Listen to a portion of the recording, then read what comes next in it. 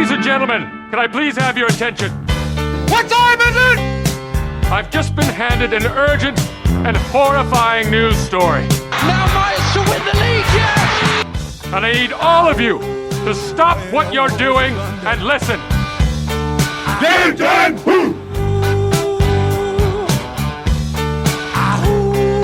Werewolves of London. Well, hello and welcome to the Below the Rim show, a show dedicated to the BBL. Happy New Year to all of you. I hope you all had a good Christmas, enjoyed the quiz. It's me, Pabs. I'm joined. In fact, actually, before I introduce the guys, I need to say a massive thank you to our fans, our listeners who have really stepped up big time. I apologise again, for funding us on the GoFund page. Because of you guys, we can keep the website, and moving forward, we can look to maybe go on a higher tariff on the website, not the website provider, the podcast provider, which means we won't have to keep deleting old episodes. We can have a larger back catalogue, because I've got a few shows on the computer from yesteryear that I could easily put back up and could still be enjoyable today, but they're not there because I can't afford the higher rate. So first and foremost, thank you so much to you guys, because it's made a massive difference for everything. Anyway, that's me, Pabs. Ads, my man, how you doing? Doing good. I just want to second everything you just said there, Pabs. And it's whenever you hear about a crowdfunding or a GoFundMe, and if you're involved in it, you kind of go, "Oh, is this going to be a disaster?" But I couldn't believe the response to it. Incredible. And it sort of warms the cockles of your heart a bit, doesn't it? Knowing that you're doing something that people appreciate. It certainly does. Mr. Grant Young, the brave-hearted, how are you, sir? Hello, Happy New Year, everyone. Like what Ad's just said, thanks to everyone. And it's when you look at the amount of people who within an hour or 2 hours were putting something towards what you've created with Pabs, and yeah, it's brilliant to see the kind of British basketball community come together. Fantastic. And the media guru that is Mr. Paul Nicholson, how are you, sir? I'm good. Happy New Year. Happy New Year. Do you know what I did for my Happy New Year? Because I'm a party animal. Do you know what happened in the Nicholson household? Go on then. Sophie did a puzzle and I played computer games. Hooray! Did you stay up to midnight? Happy New Year. Just. You did better than me. Just. I was asleep by 10:15. It was one of those weird situations where, like, can we just go sleep now instead? Like, why are we waiting up just to see the clock turn midnight and go sleep anyway? If you just say Happy New Year and fall asleep, then you wake up in the new year. That's it. Yeah. It's good. It's overrated. New Year's Man, I'm getting overrated.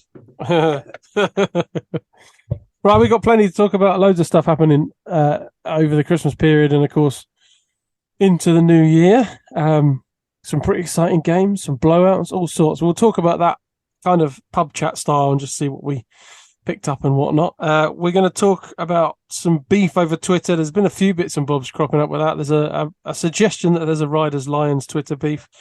What's becoming the age-old comeback of Lions finances trump everything, and the salary cap. Do we need to address that? We'll debate that to some degree, although I don't know if there'll be much debate in here. I've got a category, and all the heading is it's easy to talk shit if you're a Lions fan. I've just headed it off like that. So we'll discuss that kind of aspect of it. Got a little bit of Caledonia legacy to talk about, just briefly.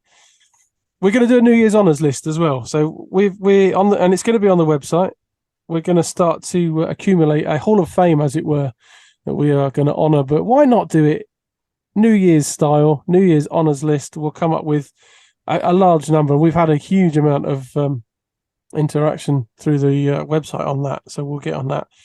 If we've got time, we'll do a BTR 5, but we most certainly have to go through predictions, and that could take quite some time because there was a few matches that we predicted up early, and evidently we need to total up some scores. Let's kick things off, though. Pub style chat. Over the Christmas period, did you get to see much? Loads. Yeah. I love the fact there was games all the time. Yeah, it was fun.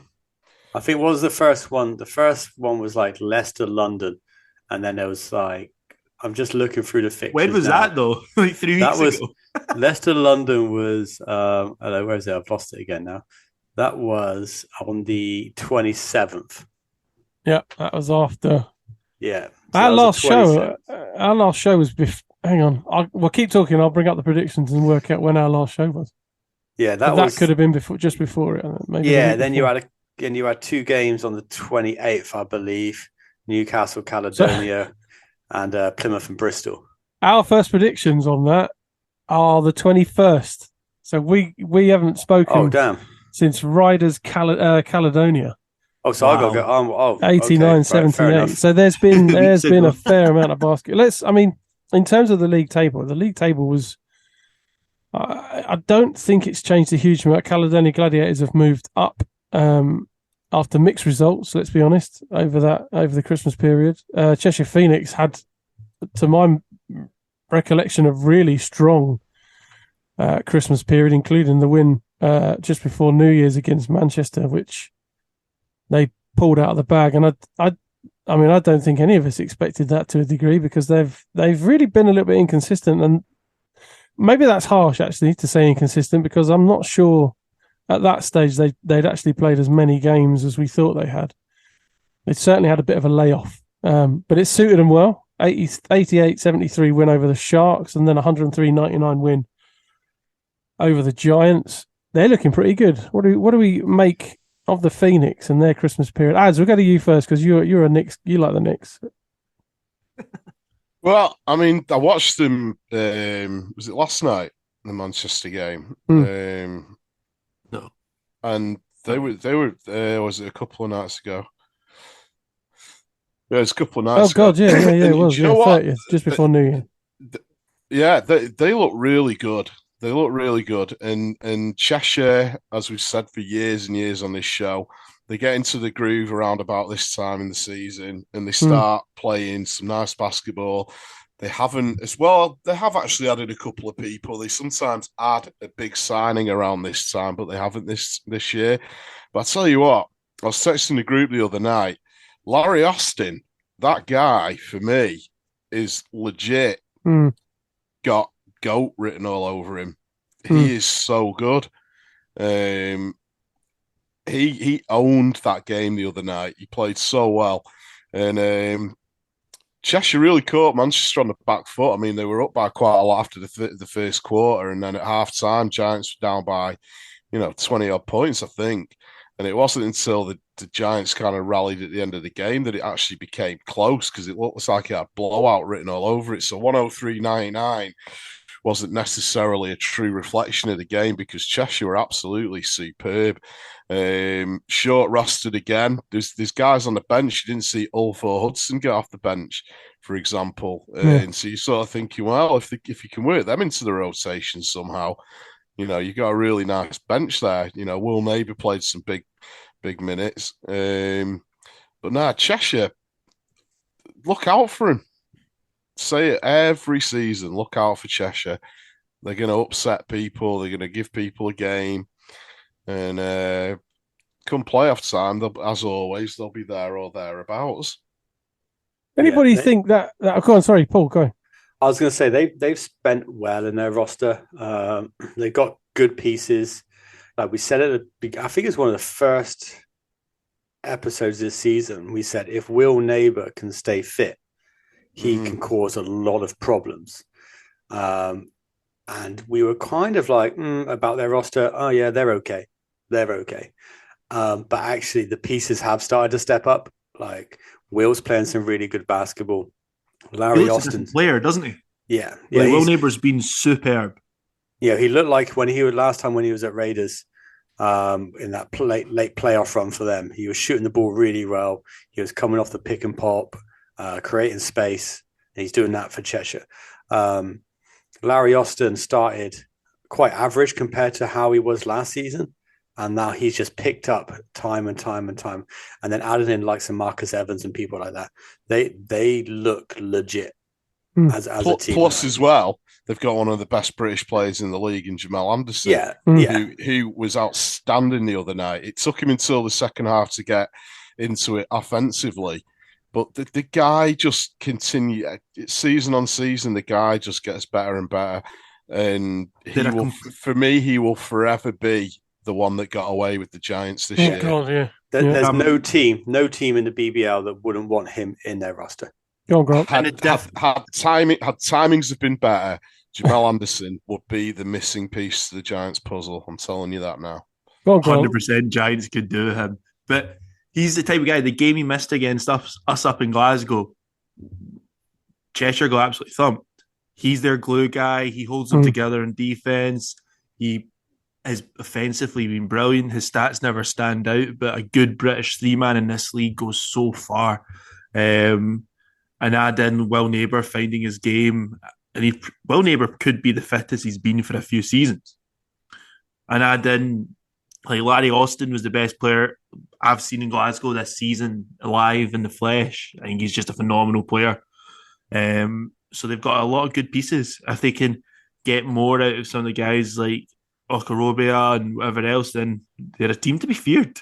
I have a take on Will Neighbour, and it's, if you look at his averages, he's only averaging 8 points a game, 4.5 rebounds, 1.6 assists. He blew that out of the water with a 21-point game, 6 rebounds. But I think there's a little bit of narrative there. He's come up against Vince, and obviously it's the London Lions connection, whether or not he feels he's played enough for the Lions, and maybe he sees that as a thing. I don't know. But he's always up for that. He's up for the Lions games. He's up to play against Vince. I wondered if Jamal Anderson was a little similar, because obviously I'm sure he would have, all respect to Cheshire, I'm sure he would have liked to have stayed in Manchester, but it was all so up in the air. He had to make a decision. It wasn't the sad thing about the whole thing with Jamal going over there was, and this is no disrespect to Cheshire whatsoever, because Jamal had to look after himself, you know what I mean? Because pre-Vince coming in, there was thought that there might not even be a club anymore. And from talking to Jamal, he certainly hadn't had any communication from the club at all. So he had to take care of his business. You know what I mean? And you're talking about a gold medalist here at the Commonwealth Games. This is a premium player who needed to find a contract. He also needed to find one close to home. So when the opportunity to play for Cheshire came up, because it's his second time there, of course he was going to take it, because it's near Manchester where he's settled and where he lives. Glasgow was just a bit too far for him. Yeah, unfortunately so. So it was a decision that he kind of had to make. And then a couple of weeks later, Vince comes in, and I'd imagine he'd have gone, timing is everything. Okay. I really believe, like I say, that he would be the missing piece of the puzzle for the Giants. But the thing with Jamal is that he's one of those guys that, for me, has become that good that he's got signature moves now. You know, with great players, sometimes it's like, that's vintage, so-and-so. When he goes baseline and there's somebody coming down the court, you know that ball is going up and he's going to catch it and stuff it down for you. But likewise, if he gets the ball in his hands in the baseline, he'll take on any defender next to him and attack the basket. So what he does along the baseline on offense, for me, is becoming the signature Jamal Anderson type move now. Great player. What a great player. Agreed. Let's move on. Any other performances over the festive period stand out to you? Any results shock you? Any results you're not surprised at? There's one that disappointed me. Was it? Yeah, I think it was great games. But Surrey beating Bristol the other night on New Year's Day, brilliant. Thought that was a superb game. And actually, Surrey looked really good against Leicester as well, and probably should have won that. They were in that. Eagles were in that game as well against the Riders while we were away. 91-87, and the Eagles. I feel like the Eagles have let a few slip away. Obviously, they beat the Scorchers in that head-to-head. They were so close. They beat the Caledonia, of course, which I don't think we were expecting. They were so close to the Giants as well after going down and coming back, and they're knocking. Well, looking at the league table, they're obviously, I was going to say they're not too far away now. They're 3 wins behind Sheffield. And Sheffield are now got Nelson back. Like Sheffield, I think have had quite a quiet festive period. They obviously They've played struggled a bit, Gladiators haven't they? they played Gladiators on the 23rd and then played the 29th, and that was all. And actually looking through the fixtures, they've got I don't see them got a game for a while either. So you'd hope they'd be in better condition, but they're just. Saeed Nelson played well in the loss to the Phoenix. 21 points, 8 rebounds, 3 steals, and a block. Not a bad stat line. But he's their point guard and he's got 2 assists. They've missed him. Well, yeah, but he's one of those guys. Isn't he? The rotation they use and the way they play and slow down the offense, and then 3, 4, 5 seconds left on the shot clock. If they've not found an easy shot, you give it to Saeed, let him go. I'd be happy with that. I'm happy for my opponent's best player to shoot 5 from 14. Then fair. I think as well as Cheshire, it's like we were saying, Newcastle have had a great Christmas. Really, They could have had a really good Christmas. Obviously, they beat Caledonia on the 28th. All right, and that realistically, we did not see that happening at all. And they were so close to forgot there was a game. Yeah, they were so close against the Giants. You know, it could have been a really good kind of Christmas period for those guys. But they look, when they go and when they really play, they look good right now. I don't know if anyone saw the Giants game, ads. I know you did, but Newcastle looked good. You know what? Giants were lucky to win that game, in all honesty. I think Newcastle really came at them and did a really, really solid job on them. I mean, it was crazy to watch, and I know that Jason Swain picked it up on the commentary. We've talked a lot about the amount of time that Darius is on the floor at the moment, and the guy played like 28 minutes, and he was outstanding. It's that thing that Father Time will catch up with you in the end, etc. But I mean, Darius looked great the other night. Again, slightly disappointing. Well, not slightly disappointing. It was really disappointing. Donovan Johnson just was not there. You know, he struggled to find his feet, isn't he? This is one of their premium guys in terms of salaries and whatnot. This is one of their imports, and he just wasn't there. And guys like that, you're thinking, all right, well, he had a year here in Manchester. You know, maybe he'll rise to it because he's playing against his former club and everything. And he just didn't. I think he only had something like 3 points or something. He just wasn't a factor, and he just isn't a factor enough for the Newcastle Eagles right now. Hamlet was outstanding. I thought he was 33 points, incredible, unbelievable.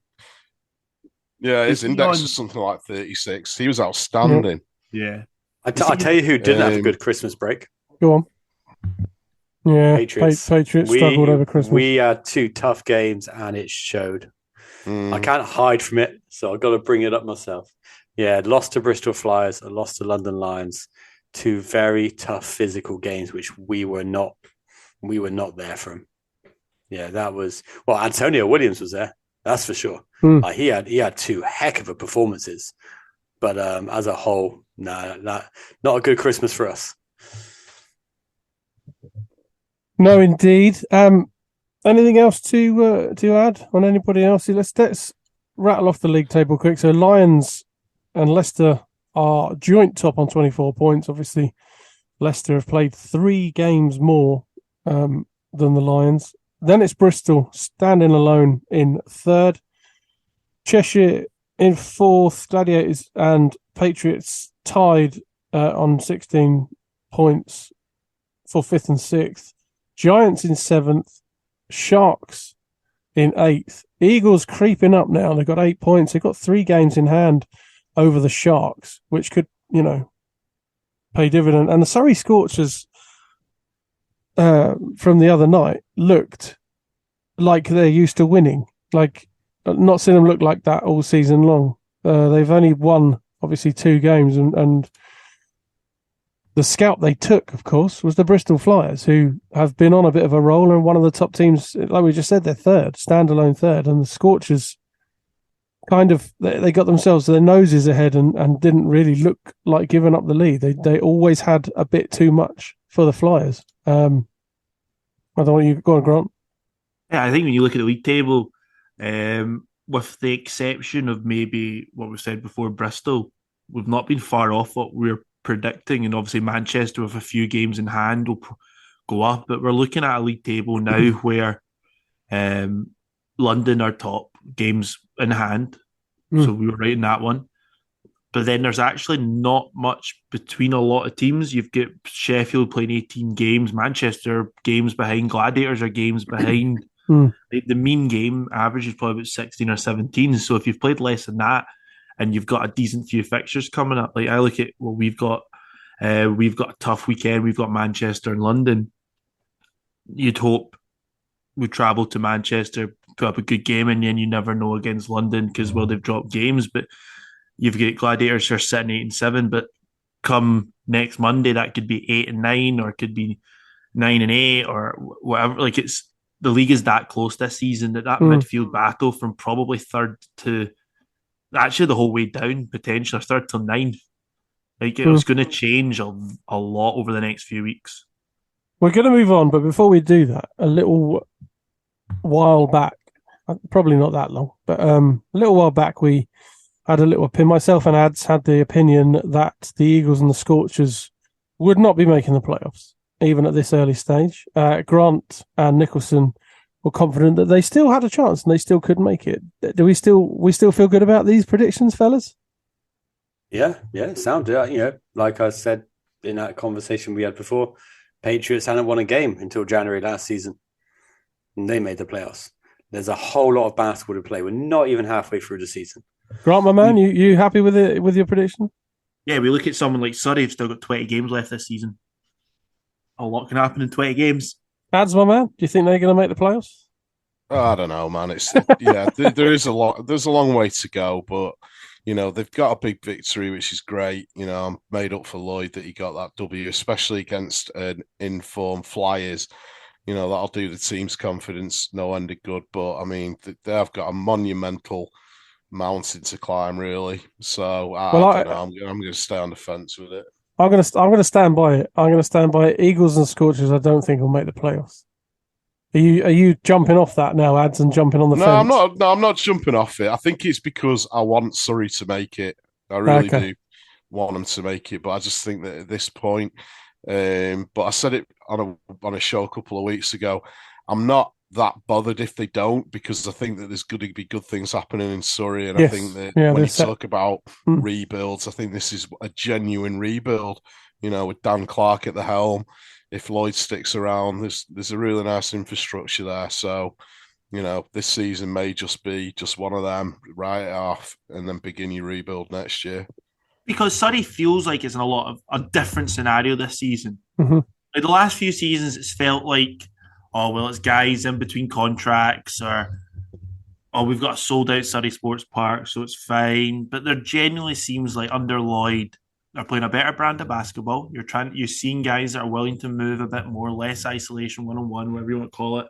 And generally a team there, and not just 9-10 guys. There's a proper ball club happening there with, like, you got Wang. Boban Jackdomi has been incredible the last couple of games for them, and probably been the guy that, coming off the bench, has been really producing well.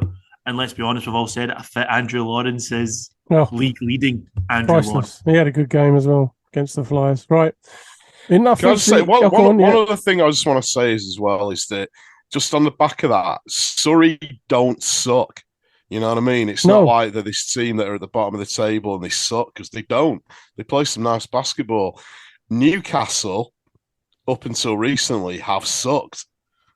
They just haven't been a good. They just haven't been a good ball club. It's getting there now. They're putting it together. Yeah. But of the two, Surrey have just looked like they're a decent club. They're just struggling to find those W's. I don't think Newcastle beat us by 7. We were up by 12 at half time, and fouls and whatnot got against us, and Defoe just rolled back the clock as he's done all season. I reckon we were missing arguably two starters in Onwas and Fraser, that with those two defensive-minded guys, I don't think we lose that game. However, yes, we did.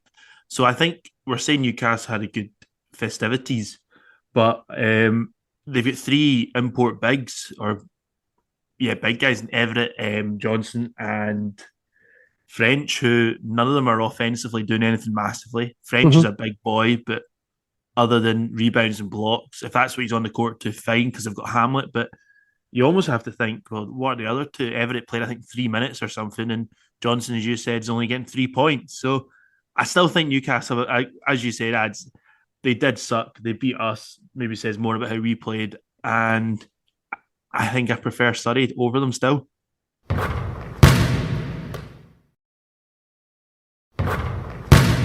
All right, let's hit the Twitter beef section of the show.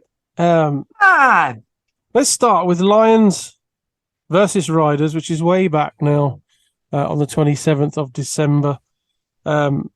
Just because it brought to light a few different things. It brought to light, first of all, some at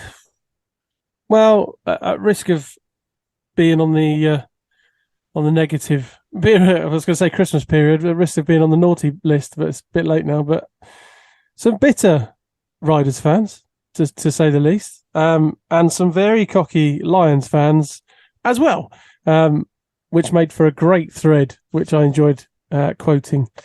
So, I mean, let's get into it. There's the different elements of it. Go on, Grant, you're your hand up. I just love how Christmas BBL, Twitter, and social media, let's be honest, kicked off. Every day there was a thread. It was brilliant. So thank you to the BBL universe for producing this content. For everyone that had a drink at home watching a game. Thank you. Thank you. Because everyone got a little confident. Everyone had a bit of rosy tummy going on, and it was phenomenal. I think Riders fans are going to be a bit bitter because really no one has been able to people have been able to step on their toes, but not properly. Now actually London have come in, and the reality is they're just better than them. They didn't even stand on their toes. They strode right past them. They're better than them. So they're upset. They're upset because someone's better than them. And if you're London, you've had to watch Riders, then Newcastle dominate everything for all these years. So you're going to rub it in their faces a little bit because that's sport and that's what fans do. And I don't think there's a rivalry between the players. The extent of the rivalry is probably, that's the first best team in the league playing the second best team in the league. That's the rivalry. There's nothing more than that. There was some well-planned social media from the London team, which was to cause a little bit of uproar on Twitter, but that was what it was for. It was to cause content. It was to generate debate. It wasn't because they've got beef with Leicester. It's just because they wanted a couple of extra likes, clicks, follows, and shares.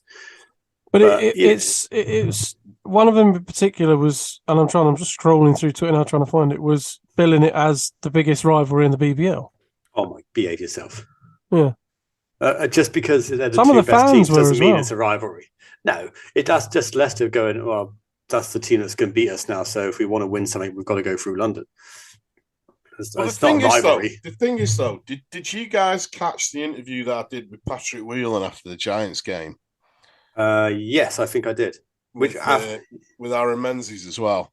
And I sort of said to Pat, and I didn't want it to sound disrespectful, and I sort of said to him separately, you know what I mean? The point I was making was, and I sort of said to him, how different is it without Gino? And he basically just said, look, we're a team full of ballers at the end of the day. And, we can't worry about one guy, which I kind of agreed with because for me, Kimball McKenzie stepped up big time. I think he's been outstanding the last phenomenal. Patrick's obviously doing what he does. And Mark Lovin's a great player. Zach's a great player. They've still got a really, really talented roster. Okay. Yes, they've got to go through London. Yes, that they have been the sort of top two teams for, a couple of seasons now. So the rivalry is definitely there in terms of, it's 1 versus 2, but I don't think that the players see it that way, to be honest. I don't think Leicester, I don't think if you said to Rob or any of the Leicester players, do you think you'll beat London this year? They'll go, nah, I don't think we can beat him. They'll be like, of course we can beat him. What are you talking about? You know? Yeah, I think you're right. It's a 1-2 rivalry, right? Because who was the rivals with Leicester before? Newcastle. No one's even looking at them as rivals now because it's 2 seasons on and Newcastle are struggling. So that rivalry, in quote, has gone. I'd say that wasn't a rivalry then. That was literally fighting for the title. Yeah, exactly. That's all BBL rivalries are, though. You say that. Southwest Derby is pretty heated. You've got the I would say Cheshire Manchester was always Sheffield and Manchester. Yeah, Plymouth Bristol. Sorry, not Cheshire Manchester, Sheffield Manchester. Plymouth Bristol. Well, it's Cheshire now. Yeah. Yeah, I mean it because all they're fighting for is a win and a loss, right? Exactly. It depends where you are in history with rivalries sometimes. Mm-hmm. I always say the big rivalry is obviously Cheshire because it's half an hour away from here. But historically, it's Sheffield. Yeah. You know? So, and I'm sure, I mean, I'm not from down that way. Is it tasty on the night that Plymouth play Bristol? Mm-hmm. Yeah. They brought a load of fans. It was quite rowdy. It's good fun. And the thing is, if Caledonia, who got these lovely rich owners, next season become better than Leicester, guess what? The new rivalry will be London and Caledonia. Exactly. Yeah. Exactly. The only reason I don't think it's a rivalry is because I don't think Lions care. Like everyone is so far beneath them, they don't really. Who's up next? Fans included. I think the fans' opinions on that are the same. Like. Yeah, but who are the London fans? Because it's only recently they've actually started having fans. We can't say that is a club with hallowed tradition of having huge fan base and this, that, and the other. Because it's only in the past few months that they've started actually getting a decent crowd into the Copper Box. Yeah, but that's for mixed reasons as well. Let's not suggest that they're selling all those tickets. I mean, I don't want to piss anyone off. You've got to take it as face value, right? Like the reality is they haven't done very well for attendances in the Copper Box, so it's very easy to say that London don't have a historic fan base, right? Because you look at the numbers and they don't have an historic fan base. They've got a lot of basketball fans in London. A lot of basketball fans in London. So all these people that are coming to the game now, they're there. They're wearing some merchandise. They're supporting their team. And maybe they're new. They are new London Lions fans. Well, I annoyed some people. And if they come along next year, then fair play to them. Next week, I'd say. I annoyed some people in our group chat. Yeah, a couple of thousand against Patriots. I annoyed some people in our group chat because I said that Patriots fans, how many were there? 40? About 40 paid, and then the 25 kind of family and friends that came. So 40 paying. 40 paying. 40 paying fans, and my words were, "That's the most genuine basketball fans that have been in the Copper Box this season." maybe team fans, genuine BBL fans. Like that follow their team week in, week out. But then that's what they need. It's okay to be a new fan, though, isn't it? It's okay. Even the CEO, as long as you come back. As long as you come back. Even the CEO said it was great to see so many fans from Plymouth. So absolutely. Oh yeah, man, we travel in numbers. But it's all our tractors. Yeah, we come up in our combine harvesters and our tractors. We do pirate ships up straight on the Thames. But it's okay to be a new fan. We've all been a new fan at some point. As long as you come back. We're getting slightly off topic in terms of Lions regarding the kind of rivalry aspect of it. But Ads, you touched on it just now. We can go straight onto that. Now the Lions fans, I mean, we all enjoy St. Pat and his tweets and getting blocked by the Lions and unblocked by the Lions and saying basically what's on his mind, which is great. But outside of that, there's not been a few. There is a London Lions in Europe account, which I'm very keen. I'm very fond of. And the guy who's behind it is good. He's become a bit of an instigator of recent weeks, including sparking the Riders guys to chat. But before we go into that specifically, let's had his big soup spoon out making his Christmas soup for his star, hasn't he? Staring away. The salary cap thing came up with regards to the Riders, and obviously that is every single team's thing. But I get it, because obviously, like we said, it's easier to chat shit if you're a Lions fan. The only comeback you've got as a fan outside of that is our squad is worth not even one of your players. So like, what do you want? What's the? It's an easy thing. But one of the things that came up was, should we have a soft salary cap, which I don't even know what that means. Should we reintroduce the salary cap? I mean, guys. No. It would be such a pointless thing to do. Your team's got more money than mine, so I'm going to penalise you. That's not fair. Yeah. No. Pointless. Well, make your club more appealing to investors then. It's going that wee extra bit to bring in more money. If we're going to, it's almost punishing London because they've brought in some stellar players, and obviously the salary cap was got rid of one day, and then the next day Obi Soko was announced, and we've all heard the rumours of how much he's earning, whatever not. How dare you bring in successful players? I know. How dare this league try and make ourselves better? Let's keep the status quo and have guys. How dare you buy what you can afford? Yeah, but for God's sake, share the wealth. But they're going to. Are they? How? That's what 777. What do you mean? Who share the wealth? As the 7-7s? They are. As league owners. They've already invested in better media for every club. Like when you're talking the camera systems and I'm not. That's investment. I'm talking about player salaries here, not the. Well, yeah, but at the same time, if you run in and you say, "There you go, Plymouth, here's a couple of mil, crack on."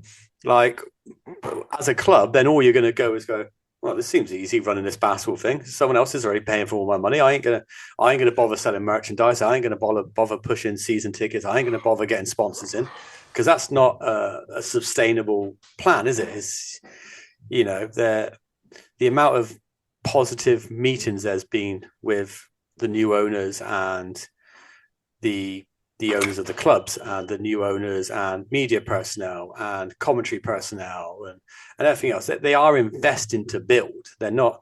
I don't think they're ever going to come in and say, "Here you go, Manchester. Here's a couple of K. Go buy yourself a new player." No, they're spending all the money on Josh Bett's new suits. It would seem. Flash haircut. New haircut every week. I see. Ads one, man. I kind of see what you're saying. I don't know if there's an opportunity for a kind of a pool, almost like a kitty in the middle, if you like, for teams trying to, because I listen, I'm playing devil's advocate. I'm with you guys. We need to remove the salary cap. If we're going to have more teams in Europe, they need to not be restricted by our own rules if they're going to actually achieve, a decent standard, and from that respect, bring money back to the league. I realise that, but for short term and for the purpose of what we're talking about now, which is, fans instigating each other, and the only comeback you've got is it's not a level playing field this season. Ads, I get what you're saying. Who won at football tonight? Brentford or Liverpool? Who spends more money? No idea. I don't watch football. Brentford won.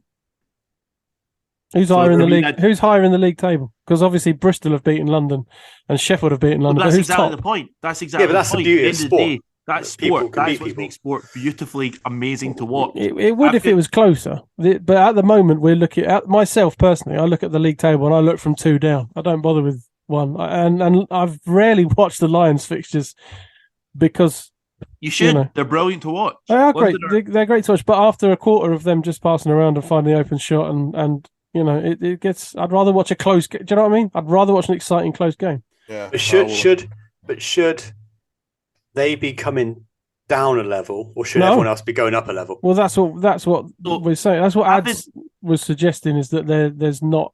It's not a level playing field, and we can't ignore that fact. It's not a level playing field. I'm sure 7-7 are working on TV deals. Of course they are. That's all long term. But right now, it's not a level playing field, and it probably won't be for 3 or 4 years. It's got to start somewhere. What you got to do though absolutely. is you've actually got to give a lot of props to teams like Leicester, though, who are still up there nibbling at their tails, because they're doing it on a fraction of the budget that they've got, which just goes to show how good Rob's recruitment is year on year. Okay, so it actually tires me out talking about this. It really does. It just tires me out talking about it. So I think I've got 2 points I want to make. 1 point. 7-7 or 1 point is 777 have owned London for longer than they've owned the league, so they've put their investment into London first because that's what they did. They've only just bought the league over.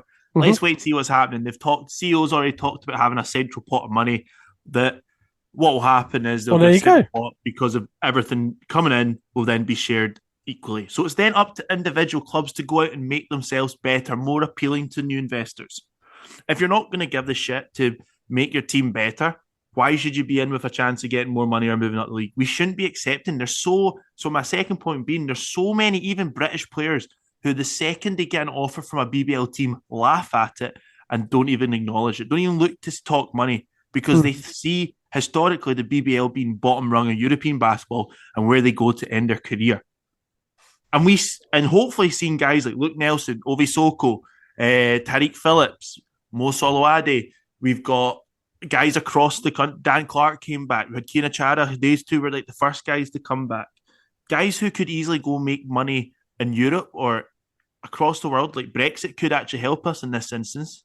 Not many things has, but more British guys coming to play in Britain maybe has. But That's these a fair guys, point. there's still so many guys who would probably view playing in the BBL at the moment as a bad option that they'd rather stay unemployed because they don't want to have a BBL team on their career path. And that's what changing perception is all about. Unless it's the Lions. Because everything you've just said is great and absolutely brilliant. We bring the British players back, but that only really affects the Lions right now because that's the team that can give them what they want. One thing to think about, it's not all sunshine and buttercups on it, because actually if things didn't go tits up in Plymouth and certain parties didn't get involved or whatever, there'd be another team in the BBL with a billionaire owner. With big finances. Caledonia have got a millionaire owner. So actually there would be 3 teams. Then it's a case of, whose wallet's bigger than whose, or who's spending wisely or whatever, right? And then it would be a very different scenario. So we weren't far off having 2 teams, maybe 3 teams with big budgets. So it's not, I think, you're right. It does help London right now, but that is what it is. So the pot of money that Grant said is essentially coming could go some way for clubs to invest that as long as it's invested wisely. But there is, it feels, I don't know if you agree with me, it feels like there's more sustainability now. So when our top GB players in the past have looked at the BBL and thought, whatever, now there seems like it's obviously going in the right direction and there's a little bit more sustainability, whether or not this pot in the middle for teams to dip into to help with signings or whatever it is to help with. That is going to help bring these players back, and not just back for the Lions, but back for the league. It looks as if, as you said, sustainability. The players care more for the teams, but the teams are caring more for the guys who are playing for them. Think about it over the last few years, how many guys you've heard have got badly injured and then just forgotten about. There's a lot more duty of care we're seeing, and that's where things have been slowly getting better the last number of years as well. So it's not just paying guys more money, as we all know. Every basketball player thinks they're worth X amount more than what they're getting paid. But it's the other things as well that teams are getting at. They're getting them better vehicles, getting them better standard of living, those kind of things. I don't know. I mean, it probably wouldn't have the same sort of thing down in Plymouth, and this isn't a diss at Plymouth being a much smaller city or whatever. Glasgow is a similar sort of city to Manchester, but what has been great to see is, the big electronic billboards that you see in major cities, like the really big ones that go across entire. Well, like the ones at Westfield. Vince got the Lions players on the one in Westfield. All I got to do is drive out of my neighbourhood onto the Parkway, and there's 60-foot digital images of Dirk Williams. He had a good game as well, didn't he, at the weekend? I'll go into the city centre and there's a vertical version of it, Dirk Williams doing a layup, and you look at that and go, you know what? Yeah, I like that. That's our game, and it's in premium places on these big boards. Yeah. The Rocks had that as well, lads. The Rocks had that pre-COVID. Yeah, that's what I was wondering, because obviously Glasgow's similar to Manchester in size and all that kind of stuff. But yeah, it's cool to see. It's cool to see. I mean, you guys might have the odd sort of poster.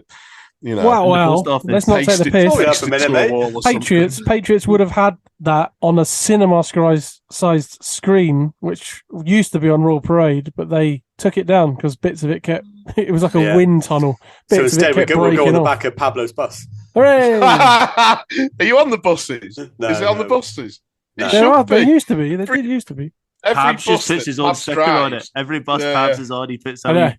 Hang my But- Pat's hat up and put a scarf across the dashboard, yeah. Like the entire back of a double decker is LVC. Oh my God, don't you love that? The thing is, though, fans are always going to have that, aren't they? If you win or if you lose against London, you're just going to say it's because of the money. Well, obviously, yes. Well, I'll tell you what. No, you start saying that. It's along those lines. This tweet, the London Lions in Europe. I can't stress enough. I'm a fan of the Twitter account. Like I think it's really funny. Well, not. I thought it was really good, very productive, and very good. But he's been instigating nicely lately. So the tweet was, people have to start realising that Lions' success goes far deeper than their money. Vince built a legacy, and we are fortunate enough to witness its potential. It's all the little things from having a diverse coaching team, outstanding community links, which I'm not sure they have, and the game day experience, which obviously has got better lately, but wasn't great before. I mean, I quoted the retweet with the words, is this public? Is this common opinion? Is this how people think? I mean, the response from that was phenomenally no. But what do you guys think? Go on, Paul. You started to talk on it, but go on. Yeah, it's quite funny, really, because it's like, is Lions' success because of their money? Well, yes, obviously. Sam Decker doesn't come for free because there's a great community program, right? It's because of their money. Was there someone in place before that made London good? Yes, there was. Are there people behind the scenes making London good? Yes, there is. But is it because of their money? Yes, because you can afford more staff. You can afford better players. You can afford to do promotions, paid things, paid advertising, paid social media posts. But is there a load of people doing some stuff for free? I'm sure there is. Right? It's both. It's both. I would push back on that slightly. I don't think there's many people at the Lions doing things for free. I bet you there will be. Well, the London Lions in Europe may be doing it for free. And I bet you there'll be some people on the volunteer team who are doing something for free who are part of it, right? But yes, of course, there's a legacy before it. There's a legacy at every club. Well, but where does the legacy end?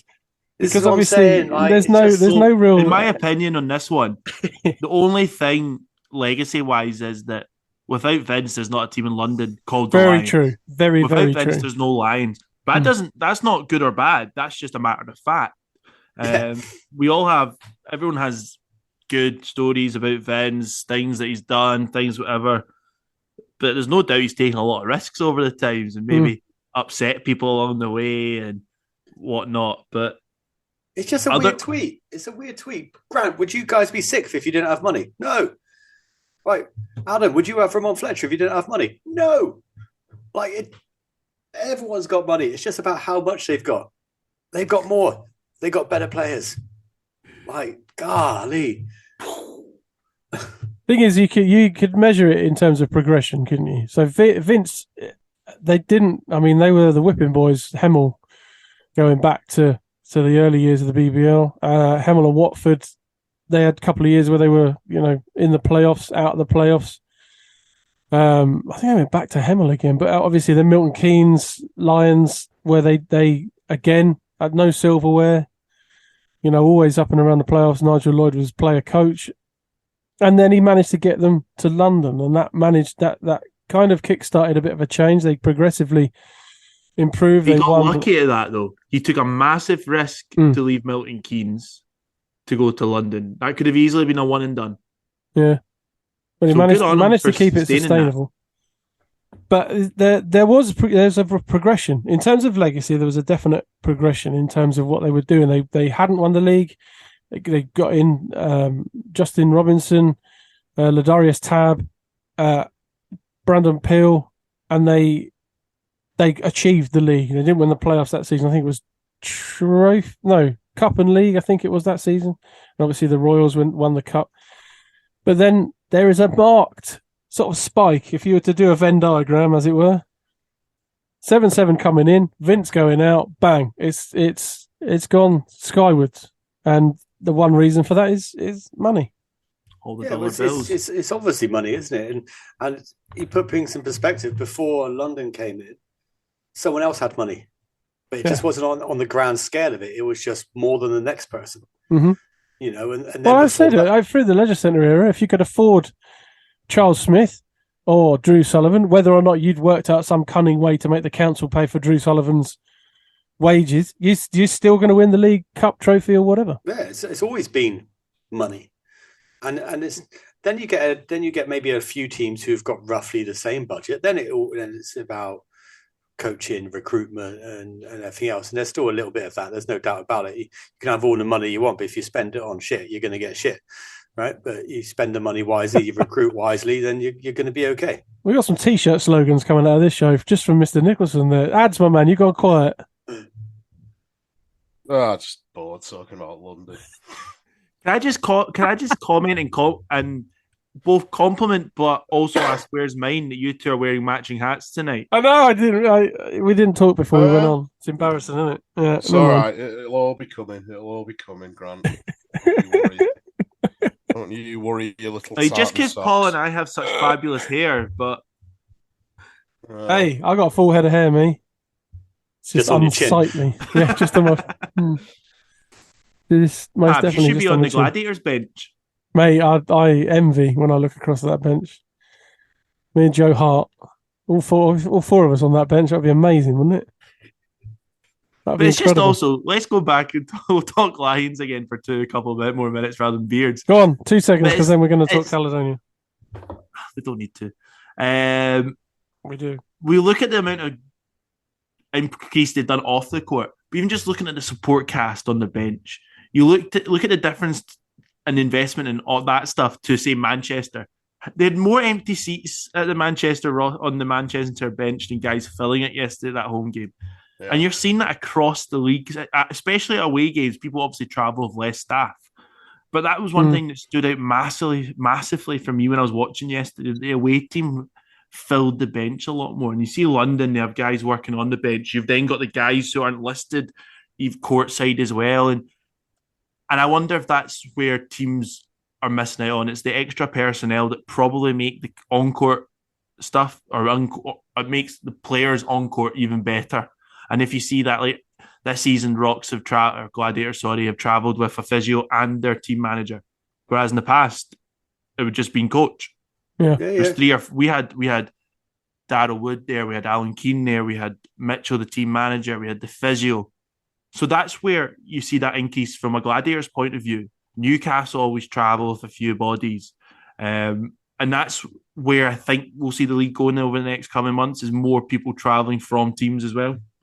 Yeah, like I'd say I remember back in the day when I was with PJ, when we had the guys there. So you had PJ there, you had myself, you had Danny McGee, you had a paid physio, and then you had multiple other staff members around, and they would all travel and they would all help out and they'd all do their thing. And you know, it's the gone are the days where they used to stick a couple of kids under the basket to get the rebounds for the players. See, my point with that is that the other night, for example, the Giants, they've only got 8 guys on there at the moment, which, you know, is a little bit worrying. I mean, obviously the 8 guys that we have got are premium players, but I just find it, especially at home games, pretty much inexcusable that any team only has 8 guys suited up because there should be at least 2 junior players on the bench. You know, they're not going to get minutes necessarily, but there should be a couple of guys sitting on the end of the bench, you know, that can get 30 seconds at the end of the game if it's there, you know, just to get some experience. So, yeah, I don't like it when you see, you know, a lot of empty seats on the benches. I get that sometimes with the way it's like, yeah, it's extra people to pay for to travel. But at the end of the day, if you're on a big coach, is it costing you any extra to take a couple of young junior guys? No. So buy them their pack just lunch. do it. Yeah, buy another couple of pot noodles and you're away.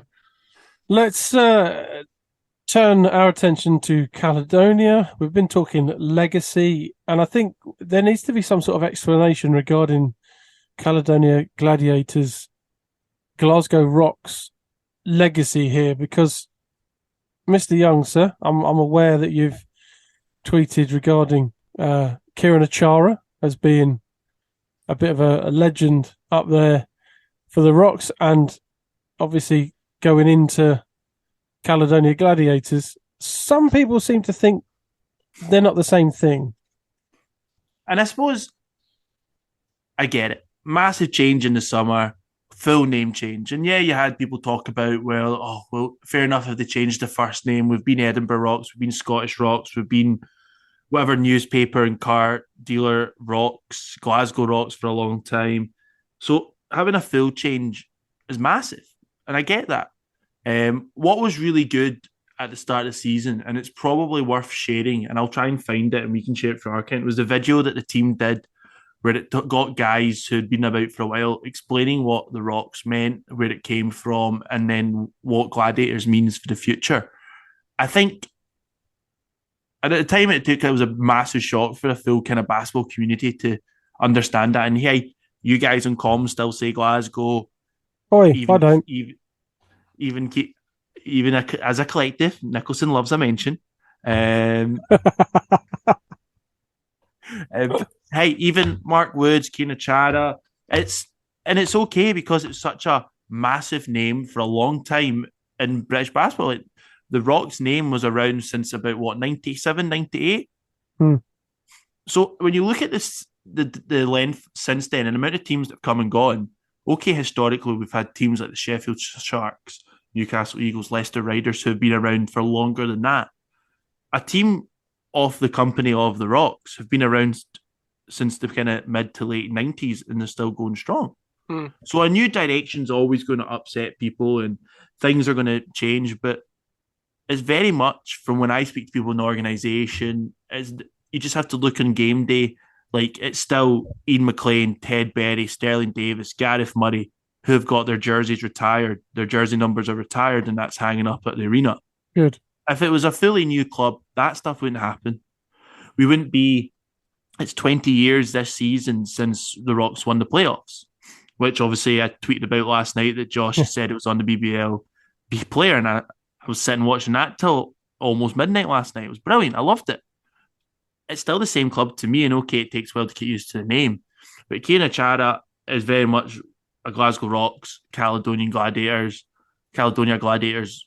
legend. He was there for so many years. He's still involved in the organisation. That I don't think there's any disrespect or any legacy issues or to say it's not the same club. I think if you are willing to accept that change happens and change is maybe good for the longevity of the sport and the longevity of the club, then it's brilliant.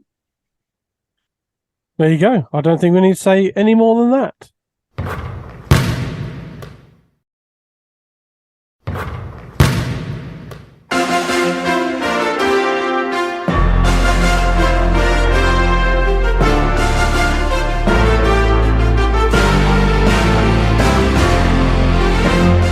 So, I mean, there's been a lot of basketball played. I'm not honest. The BTR 5, if you want to, can include the Christmas period. I've looked back over the last sort of week's worth, if something like that. But if you guys got a 5, we'll see if we cross any over. Oosh, right, here we go. I've got to do some thinking here. I think we've got to put in Javian Hamlet for Newcastle. Yeah, I've got that. I'll tick that one. Larry Austin. Yeah. Tick for that one as well. So I've got Taj Green because I thought he looked back to his normal self. It was 24 points, 15 rebounds, was it, against... Yeah, he was good last night. Yeah. But a question mark by him then. I've got Padilla Wang as well. For the win over Bristol. I thought he was very good. He was good, wasn't he, actually? Yeah. A couple of breakaway dunks. His 3-point shot's not great. A couple of breakaway dunks. His defense looks pretty good. I would like to put, if we're talking about Wang, I'd probably rather have Boban in there. But we wouldn't have both. But I'm gonna go throw in one of my own, as always. Antonio. No way. Well, it's got to be. Well, I look at it as he got 26 points against London. He got 31 against Bristol. I've got Antonio just for the 31 against Bristol. He was really good. Then followed it up with 26 against London. Yeah. I know obviously 2 losses and whatever else, but yeah, we don't look at that though. I would if we're throwing in guys, I think I said last time out as well. I've got Hamlet, but also Darius Defoe, 2 massive performances from him. Yeah, I think he deserves it. He was outstanding against Manchester last night. So you got Larry Austin, Hamlet. You want to go Defoe as well. So on the list I've got here, I've got Taj Green, Wang, and Antonio Williams. Oh, do you know Will Neighbours in with a shout as well? Yeah, you know? Will was awesome. He got 21 and 6 against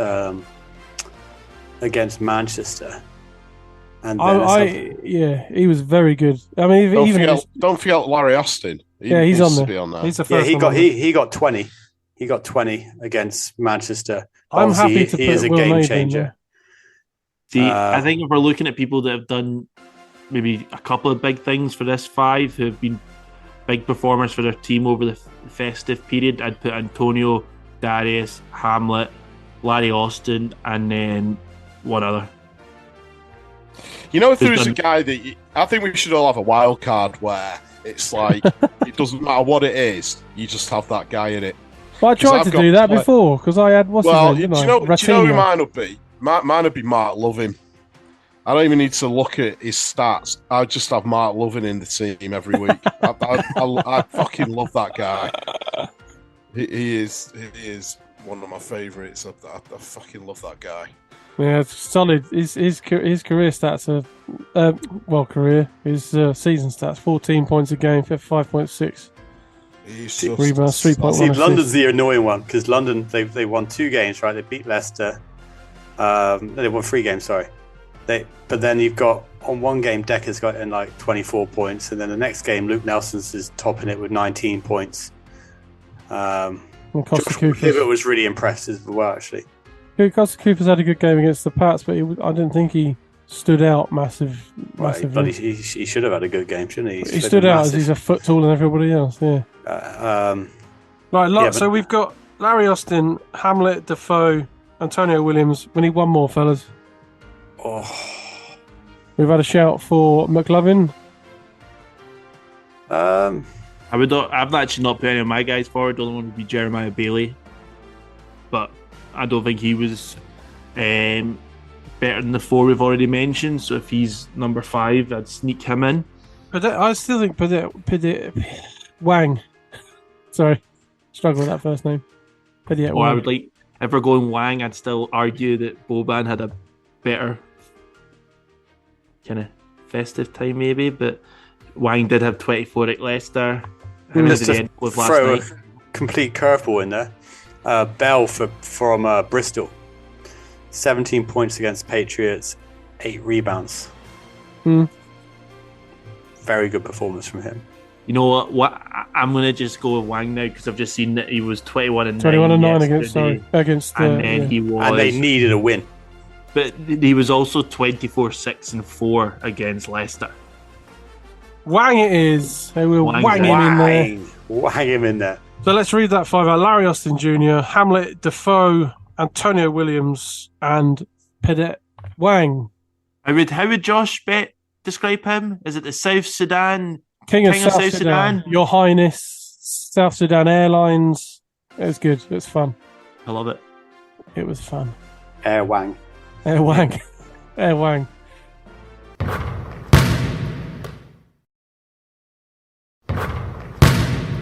There we go. Right. Well, we mentioned his name and we just finished that. I just want to send some love out to Josh Bett as well because he came under a bit of fire on Twitter yesterday, didn't he? A couple of times over the holidays, actually, did our old Jill. I spoke to him yesterday and, it does affect you. It really does. And what I said to him, I was like, listen, Josh, you got to think about it, right? If, say, 2,000 people watch that stream, yeah, and you've got 2 people that have got something to say, your percentages are looking pretty good. But like everything in life, you only ever think about the negative things. It's like that whole thing, isn't it? Mm. You never hear, for example, let's put this in a context of customer service. You never hear about the great jobs that people do. You only hear about the bad jobs. Mm-hmm. Okay. Here. Now, we've all commentated and, we've probably all had criticism. I get it. And I said to him, look, Josh, I get it sometimes because a lot of the big ones that I do for Basketball England are junior basketball. So I'll be walking through somewhere and someone will go, hey, you the guy that does the commentary? Yeah. You pronounce my kid's name wrong. Silence. You know what I mean? And it's like, people need to understand how difficult it is to do commentary. It's a tough job. And if the best criticism they can come up with for Josh is his accent, you can go and smoke it as far as I'm concerned, because that guy, as we know, is one of the best commentators out there. I said it to Josh yesterday and tweeted it as well. Like, you look at the knowledge that guy has, along with Pabs and he goes back more than me. Have for the league is insane.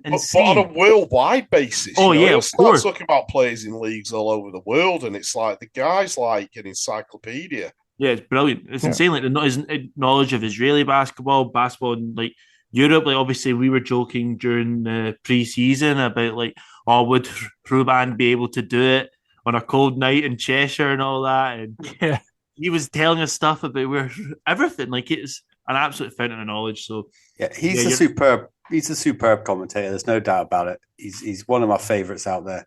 But I think the BBL and the personnel around the BBL, rightly or wrongly, are going to be subject to this more and more now the league is growing. And it's going to prove to be difficult. It's going to be proved to be difficult for a lot of people. Rightly or wrongly. We'll get it on this podcast as well. Like, mate, people hate me. Seriously, people hate me, and they have done for a long time. He's sat next to you on my screen. Exactly.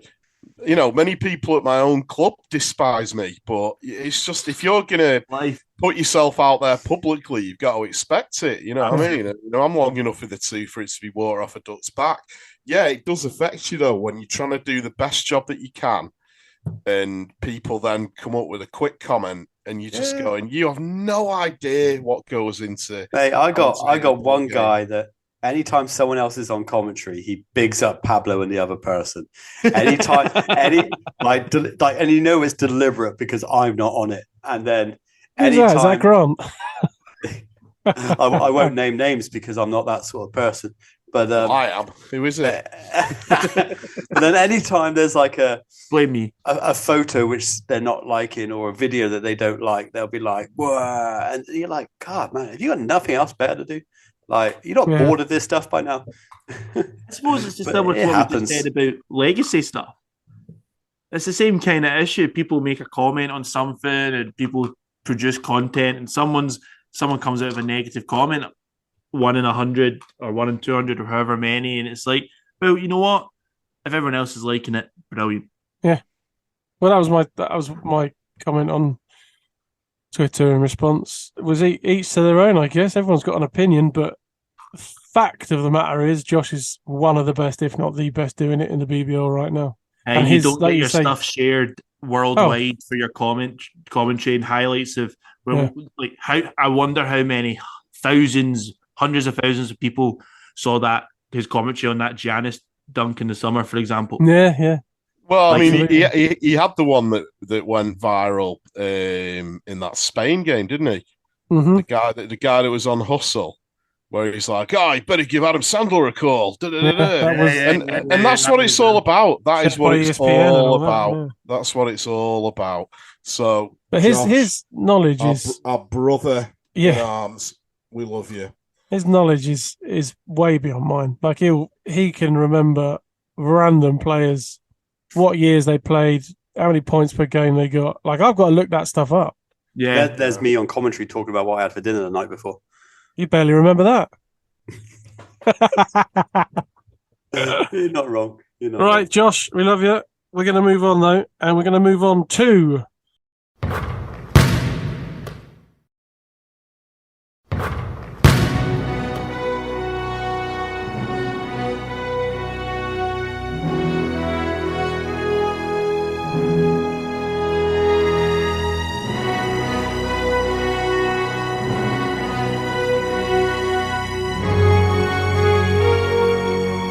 the BTR New Year's Honours List. So this is going to appear on the website. We are going to have a Hall of Fame, basically, the BTR Hall of Fame. The only caveat really is that the people we nominate preferably retired already, because that makes it a lot easier, doesn't it? We'll go with a strong addition for our first 12, and then we'll go a little bit more personal beyond that. Maybe one show a month will add some more to the Hall of Fame. But so what we've got so far. So Nicholson, you want to add Drew Sullivan? Yeah. Charles Smith, Ronnie Baker. and Ronnie Baker, which I'm very happy with because I love Ronnie. Ads. Yes. I mean, Dorsey is regarded by many, and by me on intermittent days, as the greatest player that's ever played in the BBL. Mm-hmm. Is that because every other day ending in Y is Alan Cunningham? Well, every other day, one day it's Alton Bird, one day it's Tony Dorsey, one day it's Alan Cunningham. It's never. It's like three. It's Tony for me every day, Grant. You're more biased than me. Well, He's got posters on his wall in his bathroom. Anyway, Dorsey there. Who else do you want from your list? Ads. He's gone and got his Dorsey artwork signed as well. Yeah, brilliant, fantastic stuff. Yorick, Tony, and Mark. Grant, my man. I'm gonna choose Robert Youngblood, someone that I enjoyed watching when I was younger and seeing him still involved, pretty cool. Sterling Davis, because he was just a brilliant player, and then obviously getting to see him closer in Glasgow. And I want to throw in Billy Singleton as well. Oh, good shout! What a shout! Good shout. I almost think Billy sometimes goes forgotten about. He does, 100%. He's one of those guys. A little bit like Sterling Davis. He never got the MVP. He's got incredible scoring stats. He's got really strong, silverware haul, medal haul, whatever you want to call it. Well, he was even just looking at what I've got from you. He's over 450 games. He's in the top 10 for a number of stats as well. Almost 7,000 points. Like, he's up there for rebounds. And that was only with like 28 threes in his career. Yeah. Like, that's insane, crazy when you think that high. Yeah, and I think he's someone that often goes forgotten about. So, but when you mention to people who've been around the league a long time, everyone knows Big Billy. Everyone remembers him as being a fundamental part of many winning teams. So yeah, that's my three: Youngblood, Davis, and Singleton. So to finish that off, then it'll be my three of Alton Bird, Alan Cunningham, and Colin Irish. And I'll be honest, I fancy my chances in a 3-on-3 against any of you lot.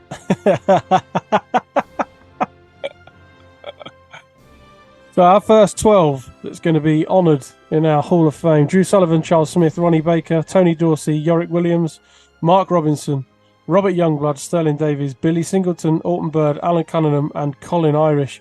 There's so many big names that we're going to obviously add to that list and develop as we go along. Coach-wise, I think we all agreed Kevin Cadle as potentially the first name on that list. Son. Who wants to go first? I'm going to show some love to Jeff. Good man. If we're doing this, because that's a guy that's been around since the early 80s and done it all, as far as I'm concerned. It doesn't get mentioned so much in modern day BBL, but for me, Coach Jones will always be a mentor to me, the guy to look up to, and was a great player, coached a lot of teams, never won many trophies, but was responsible for some of the most fun times I've ever had in the game. So much love to Jeff Jones. Rob? From what we're talking about, I want to put in Fab.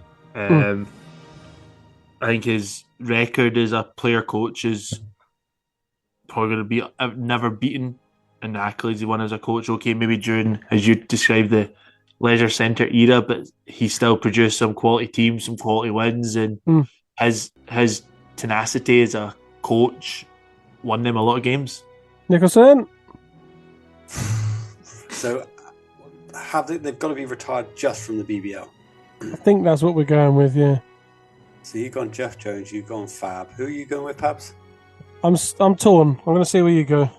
Yeah, this is what I'm looking at because I'm talking. You know, obviously you got Chris Finch, you've got Nick Nurse, right? But one I am looking at is two-time Coach of the Year Mick Bet. That's what I was looking at stuck as well. on those three right now. Yeah, it's tough with coaches. You know what I mean? Because you gotta go back through the archives and really think about it. Yeah, well, Chris Finch and Nick Nurse need to be in there. They're in the NBA, for God's sake. They need to be in there. And Fab, of course. Yeah. Obviously, Fab's been picked already. So, but can I just pick two, please? Can I have Chris Finch and Nick Nurse? Just why not? We could put. No, I mean, they're both no-brainers. They're just no-brainers. So just put them both down. That could be our six or How seven. could you not have both Finch and Nurse? Yeah, true. Yeah, they've achieved the ultimate. You know what I mean? Yeah, exactly. Well, I would like. Well, go on. what category? What category do you put a guy like Phil Handy under? You mean Phil only played one season here and he was a great player. But look what the guy's done as a coach. You know, the guy's, as we speak, is working with LeBron James, for God's sake. You know what I mean? He's coached every great player in the last 20 years in the NBA. But did he? He would have had to. Kobe Bryant. He would have had to have coached in the BBL, or not? Well, it's BBL, isn't it? Yeah, I mean, it's a BBL. Hall of Fame. It's like an honorary type thing, isn't it, for somebody like Phil? Because obviously, yeah, he was quite in possibly. the BBL. Well, that's the beauty of doing this like this. Because if we do like 2 weeks time, we say right, you all get to pick one honorary BBL person, or you all get to pick one current player, or whatever. Yeah, like, you can change the topic of what you pick. I'll never forget, and if you find it online, it sent the hairs on the back of my neck on end. When I interviewed Phil a week after Toronto had won that championship, he said, "Listen, Adam, if it wasn't for the Manchester Giants, I wouldn't be where I am now." And I was just like, "Oh my God," you know what I mean? What, you know, because he'd have never met Nick, and you know, it's just to hear somebody who just won a championship ring in the NBA say that was it. And also saying at the same time, Tony Dorsey's one of the greatest players I've ever played with. You know, it's the stuff of dreams for me. So we'll do that then. We'll add Chris Finch and Nick Nurse. And Mick Bet is a big one for me because early in the BBL, he just was the best coach around. Alan Cunningham needs a mention on this as well, because although we've got him in as a player, as a coach, he was phenomenal. He's got numerous All-Star. I need to look that up, actually. He's got some All-Star coaching accreditation, but he was never given Coach of the Year. And I know for a fact, well, we spoke to Colin Irish and Steve Nelson when we looked back a few years ago, when we looked back at the 93 playoff final. That felt like a big snub at the time to him. Because of what he'd achieved as a coach. Yes, he was player coach, but he was a phenomenal coach as well. Bobby Pears as well. But Mick Bet, Jim Brandon for the Sharks, early doors. Jim coached the Rocks as well. And Billy Mims. I'm a massive fan of Billy Mims. I love Billy Mims. Billy's what a legend. Hey, with no Mick Bet, there's no PJ. But I was going to say we'll put Mick Bet, snub Alan Cunningham again for Mick Bet. See Billy Mims as well. Billy Mims, you still see him pop up on social media and talk. He shares all that stuff. Brilliant. Yeah. The BBL is, and that's what I love. Like, Billy loves British basketball. He'll always be a part of it. Apparently, his office is full of Leopards and Riders memorabilia and stuff. I'd love to see that. So, coaches that we're going to put in. Oh, go on. It warms the cockles of my heart knowing that in the Toronto Raptors offices there are several framed Manchester Giants jerseys. Fantastic. That you have organised, young man. Well, me and Dominique, There you go. we organised it, yeah. So, Coaches Hall of Fame for us. Anyone associated with the Toronto Raptors that would have seen. Our first editions Kevin Cadle, Jeff Jones, Fab, Chris Finch, Nick Nurse, and Mick Bett. And we will grow this list on and on, month by month. Mark it in your calendar. We'll do it again at the start of next month, I guess. Add 4, 5, maybe 6 more in each category. Could take us a while, but we'll get there. And if there's any more suggestions, then head to the website and go on as well. Well, we'll add the sort of one and done category of it because the nature of this very game. Some players that have come in and got an MVP and gone, like Lauren Myers and players like that, they deserve recognition because they had an immediate impact and were phenomenal. John Thomas as well at Chester, and right, done. Let's move on.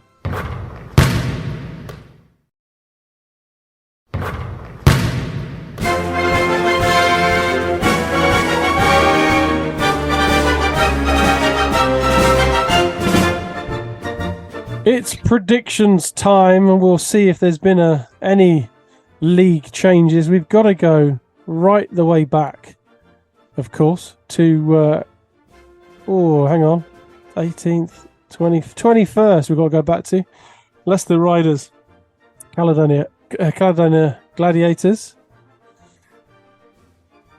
to see exactly where we lie in terms of who did what. So, as the predictions went, I zagged on that one and took the Riders. Everybody else took the Gladiators, so I get one for that. Hurrah. 13 points up for grabs. Next up, Gladiators Sharks. Gladiators got the win. We all went Gladiators. So it's a point each for us on that one. Giants Riders. Me and Ads went Giants, so we get bugger all there. Grant and Nicholson went Riders. Lions Riders. Ads went Riders. So he's the only one who gets nothing on that one. What was the next one? Gladiators Eagles? You missed out the Surrey Bristol game. Okay. Bristol won the first one. Sorry, I'm with you there. So Bristol won the first one. So you guys will get ones. I picked Surrey to win that one. I got it around the wrong way, which is a bit annoying. Eagles versus Gladiators. We all picked the Gladiators. No, we all were wrong. Pats Flyers. Everybody picked Pats except for Grant. I thought I zagged. When you started speaking there, I was like, I'm sure I zagged. Sharks Knicks. Ads and Grant had the Knicks. Myself and Nicholson had the Sharks. Giants Knicks. Grant had the Knicks. And the Knicks obviously got the win. Everybody else had the Giants. Everyone had the Lions against the Pats except the little Nicholson. So he drops one there. Man, what was I going to do? Grant, what was I meant to do? has had a stormer here. Riders. Was that Riders Scorchers that game? And the Riders took that one. Flyers Surrey. Grant picked Surrey. Everybody else picked the Flyers. Giants Eagles. Everybody picked the Giants. So let me total up. Wow. The Nicholson was on 41. 47. Oh, that's not good, Nicholson. Paul. Grant had 36.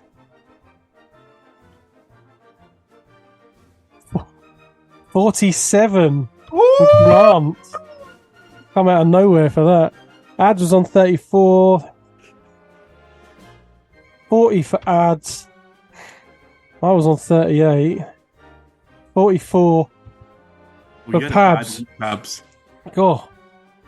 Not a great week, but I'm still in there. Ads is slipping behind. It's difficult to predict these. You might need to put a prediction in after the weekend again. Oh, below the belt, that one. So we've got fixtures on the 6th and the 8th, and then there's nothing till the 20th. So we'll cover those. BBL Championship. St Mirren's not on there. Not on live stats. Mate. They're all there, but the cup's on the live stats. Why would the trophy not be on live stats? Must not be added yet. Okay. Fair enough. We'll leave the trophy out then, I guess. Manchester Giants at home. Well, It's going to be a pointless guess, with all respect to St Mirren. 6th of January, 7:30 tip. Manchester Giants at home. Caledonia Gladiators, the visitors. Go on, Grant. Who are you going for? Gladiators. Full strength, hopefully. Gladiators. Nicholson. Manchester. An early zag from Nicholson. An early zag it is. Nicholson goes Giants. Ads, you going Giants or Glads? You're going to get your asses handed to you. Good. That sounded not very like me at all. It was more. It was too aggressive. I don't know what it was like an aggressive Glaswegian. I think I'm going to go Gladiators on that one. It's a tough one to call that because are we 2-2 split? Yeah, we're 2-2 split. Eagles at home in the next match. Eagles at home. Surrey Scorchers, the visitors. Ooh, return beef. I'm going to go Scorchers on this one. Nicholson. Surrey and Eagles.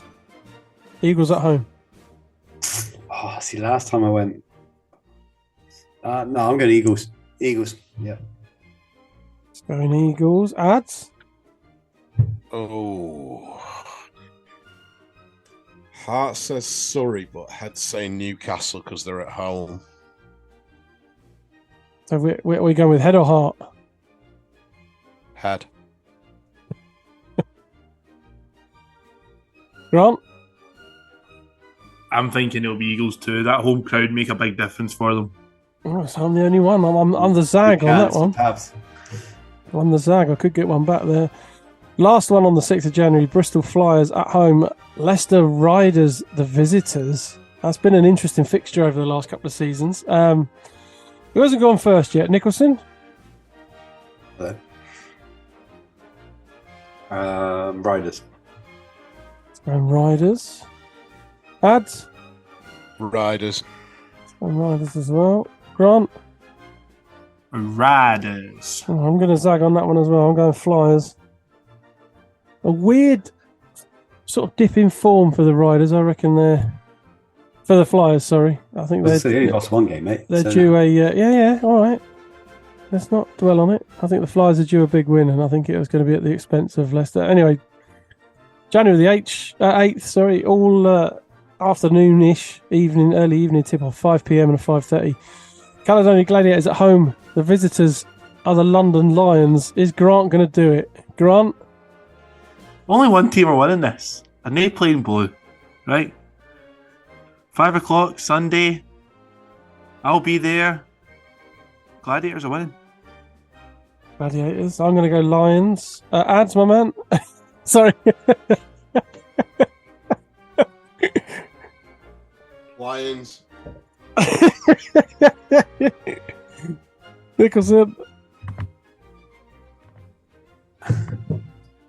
So Gladiators versus London, did you say? Yeah, London. Could all be made a humble pie as the team from Scotland, the team from Glasgow, do the business. Giants at home, Flyers the visitors. Ads. Giants or Flyers? Giants. It's gone Giants. Grant, my man? It's a really hard one to predict. Flyers will look to bounce back. So will Manchester, though. According to your predictions, yeah. Yes. Home. Manchester have had decent crowds. Bristol sell out 300 every week. A Manchester win would be more important for them, but Bristol losing form. I'm going to go Manchester. Oh, they're not working out there. You haven't got to show your workings. This isn't a maths test. I will say that. Nicholson? This is probably the hardest one because actually, the physicality of Bristol might be a bit too much, just like it is for a lot of teams that they play against. Very good defensively, aren't they? Yeah, and obviously Manchester's biggest defensive threat is still no news on. He's on the list, though. Mind you, he is most weeks. Yeah. He's wearing a t-shirt and tracksuit bottoms most weeks. He was giving out the water bottles yesterday. Top man.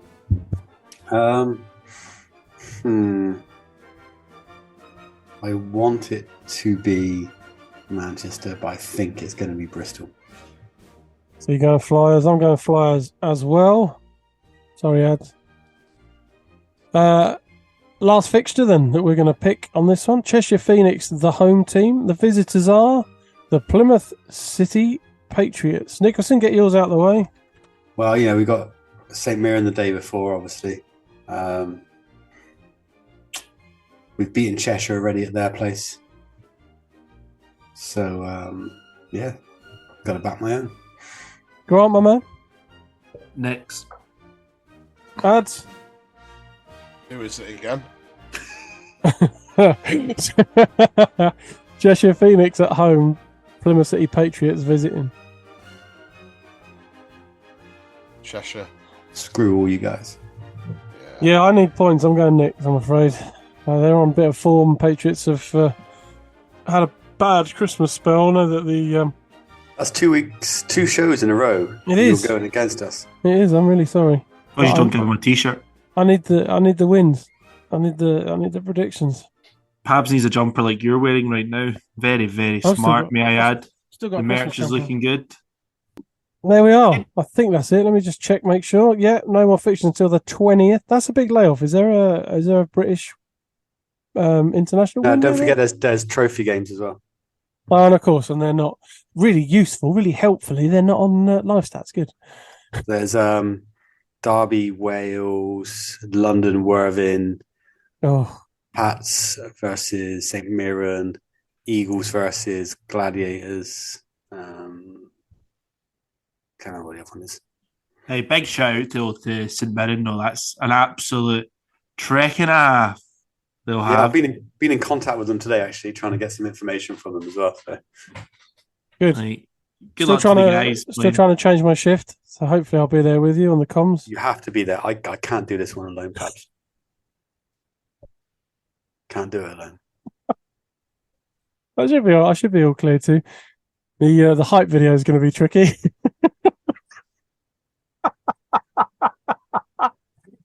Oh dear, there might not be one this for that game. If I'm totally It'd be good. honest. You do like the whole thing about the trophy, then you'd be like, and say Mirren, they're from Scotland. Oh, don't. Oh, that's so mean. I believe you said that. No, it's not. You're It's just you're the a fact pro. it's actually really hard to find information. Well, the footage of theirs, in all fairness, looks like last year's. It looks like the BBL in the Leisure Centre era. There's They lines were all last over the year's court. Scottish There's no champions. close-up. They pre-season they played against Glasgow Rocks. I know one of the guys who plays there, his nephew plays from under 14s. If that's any good for you. Not so much, but Didn't think so. yeah. Anyway, fellas, thanks for coming on. Happy New Year to you. Ads, my man. All good? Oh, good. No. Good, man. Good, good man. Grant, thanks for being on. I hope you were going to say all good to me. Now I was just going to go all good. Yeah. Should go around the all good around the Aussies. Nicholson, good luck Saturday, mate. All, Sweet as a nut, mate. his little face. Good luck Saturday. Yeah. Right. Thanks, fellas, for coming on. Thank you at home for listening. We'll be back next week. Until then, take it easy, and we'll speak to you soon.